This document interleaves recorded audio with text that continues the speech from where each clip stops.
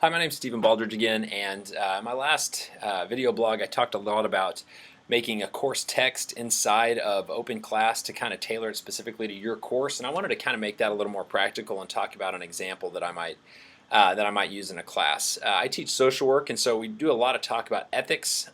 Before you go in and practice with a client, you have to make sure you're being ethical.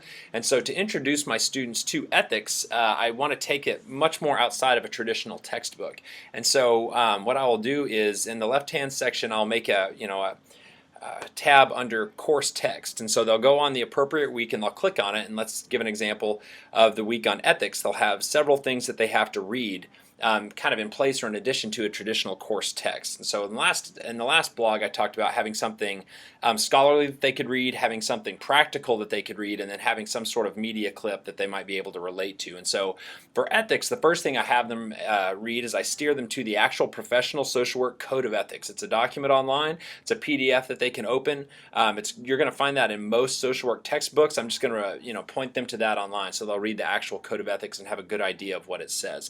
I'll also link to the website, or I'll embed the website for the state that we're in, so they can look at the ethical requirements and the licensing requirements as they relate to ethics. They can kind of play around in that website.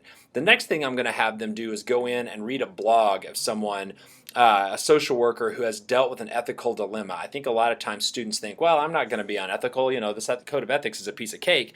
Well, if they go in and they can read and relate to someone, a recent graduate who is struggling with an ethical dilemma, they can see maybe this isn't as easy as we thought it was. And so I'll steer them to a blog or something along those lines.